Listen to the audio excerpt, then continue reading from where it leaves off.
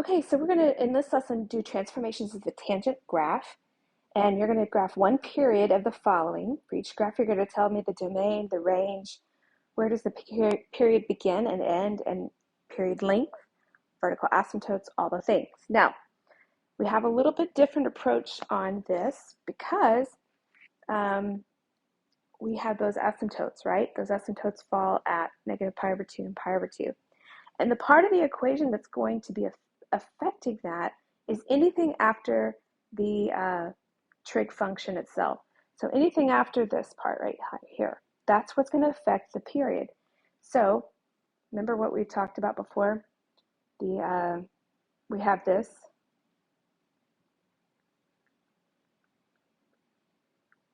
This still applies, right? So what we're focusing on right here is this.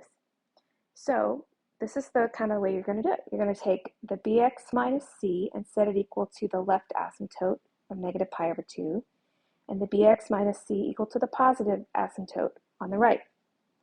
And then you're going to solve it for x, and that will tell you where your new asymptotes might have gone. Now, a and d, a is going to make either it more steep or flat in the curvature. The d will move it up or down, the vertex point that usually falls at 0, 0. Okay, so I'm going to demonstrate this for you in this lesson. So let's look at this. Let's just start with number 1. Negative 2 tangent x. Now, what is the negative going to do here? Let's think. The negative is going to reflect it, right? So we'll keep that in mind. A is negative 2, so that's going to make it a little steeper. Just reflect it. And then what is b? B is 1, c is 0, d is 0, right?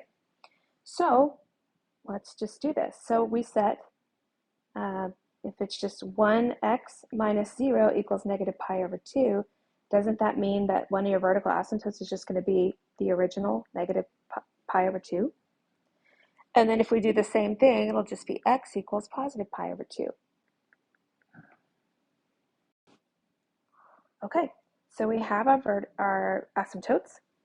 And then let's think about the period. Remember, the period for this is going to be pi over b, right? Pi over b. Well, b is just 1, so our period length is just pi. Easy enough. What's next? Our vertical asymptotes will be negative pi over 2 and positive pi over 2. C and E could be very similar, okay? Where does the period begin and end? They very much the same.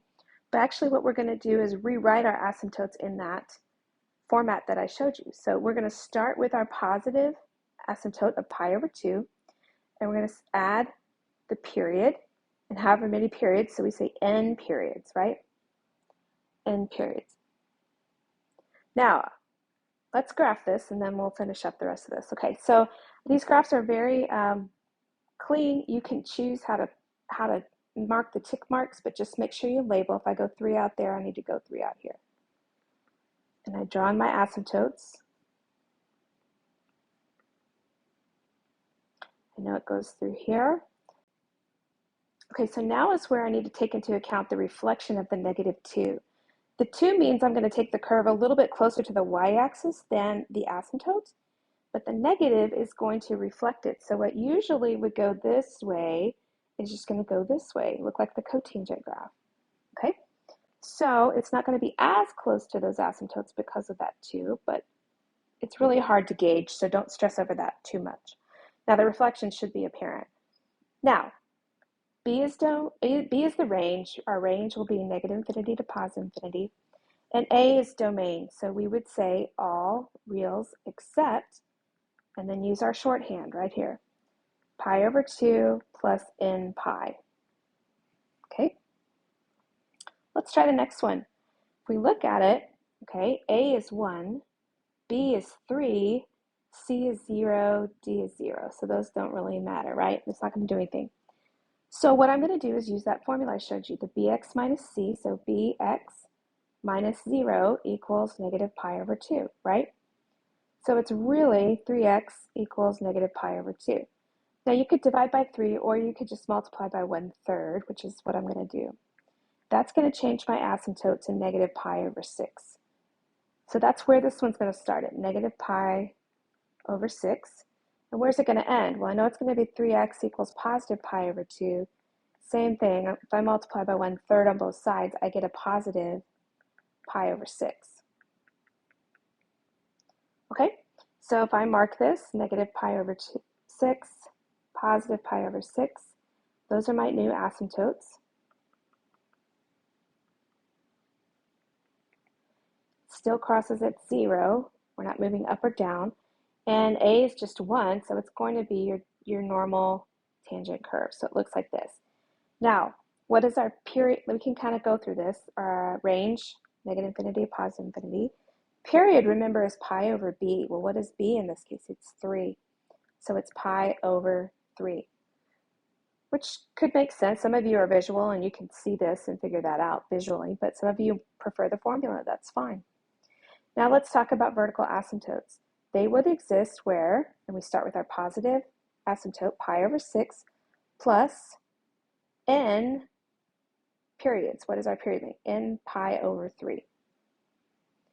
And now we can go in and put in our domain. So all reals except where x equals pi over 6 plus n pi over 3's.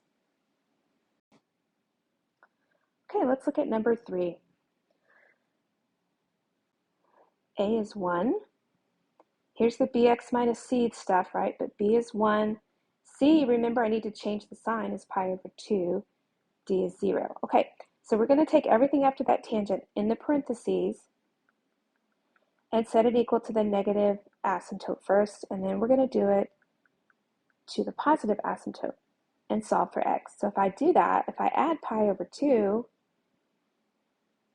then I'm just left with 0, aren't I? If I add pi over 2 on this one, I end up with pi. Okay, so my new asymptotes, or my period's going to start at x equals 0 and x equals pi. So there's 0, and if I make this pi, just label correctly, put your dotted lines, and right in the middle will be the turning point. A is 1, there's no reflection, so it's just going to have a positive slope like that. There it is. Now we can fill in the gaps. Okay, our range, negative infinity to positive infinity. The period is pi over 1, so it's just pi. It's kind of obvious, right? And then our vertical asymptotes will be where x equals, you can say 0, or that's fine, you can start with 0, plus n, whatever the period length is, so pi. And you don't have to write the 0. You can just leave it as n pi. That's fine. It's kind of understood. So then our domain is all reals except where x equals n pi.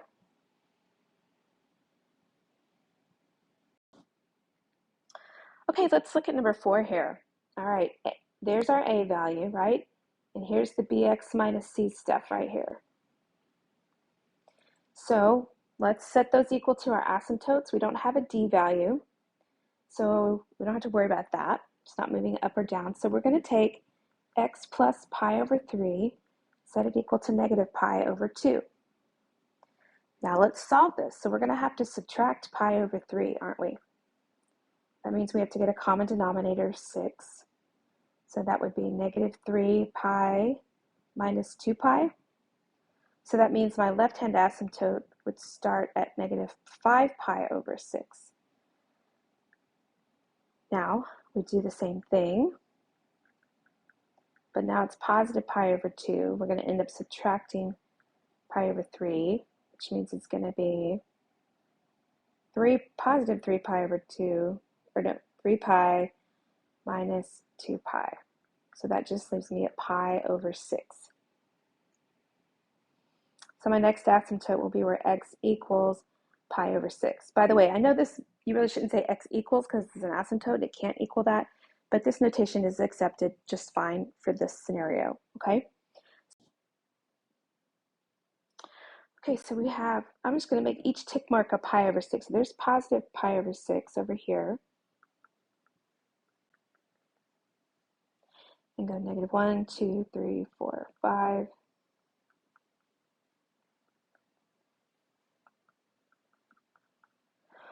All right, and then we would split the difference in the middle. And the 4 just makes it steeper, so that just means it's pulling further away from the asymptote.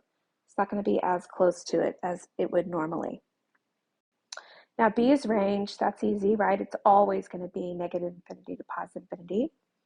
The period is pi over b. Well, b, look at b. B is that coefficient right there. It's just a 1. So it's just pi.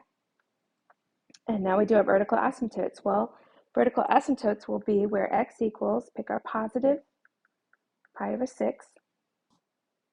And then we would add n period length, so n pi. Then when we do our domain, we would say all reals except, and then rewrite what we said over here. Pi over 6 plus n pi. N pi. All right, let's try number 5. There's a lot going on number 5.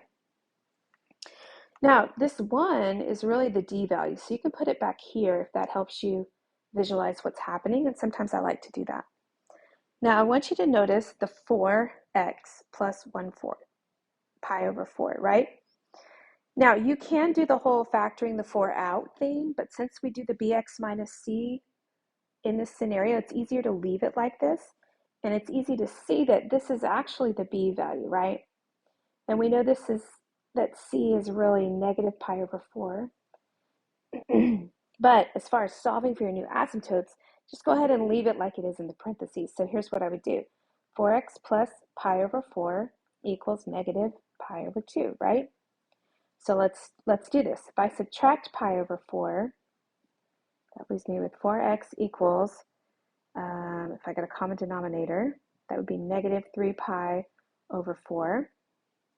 If I need to get rid of 4, I could divide by 4, but just to keep it simple, I'm going to multiply by 1/4.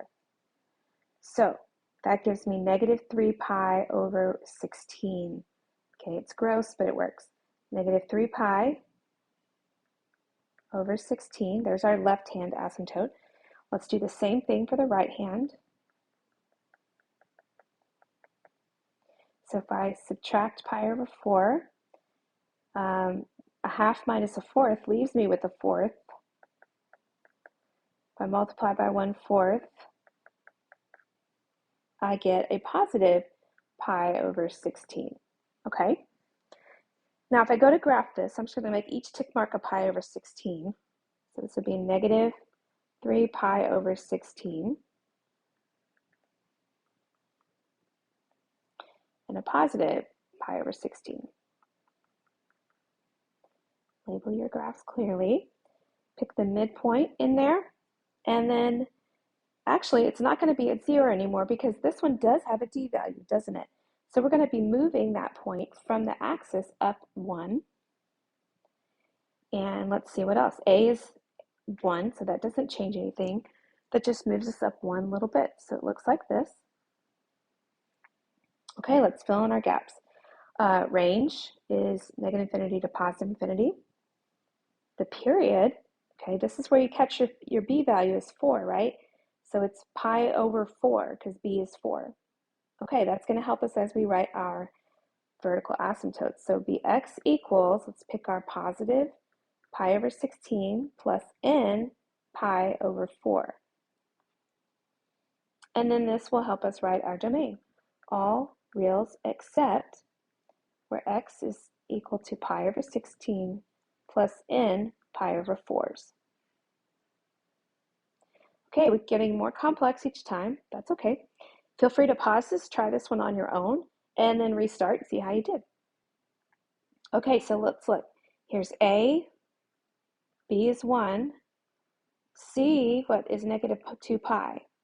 D is 0, so we're not moving up and down, but we are moving to the left, aren't we? We're moving our graph to the left 2 pi.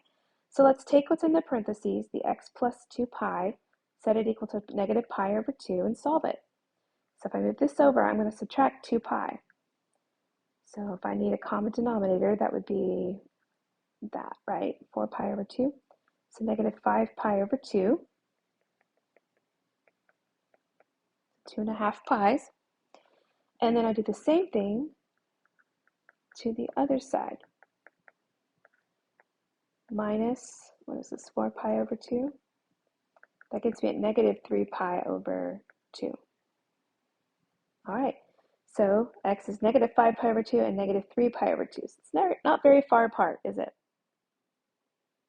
Okay, so if I make my tick marks pi over 2's, here's negative 3 pi over 2. Here's negative 5 pi over 2. Very close together.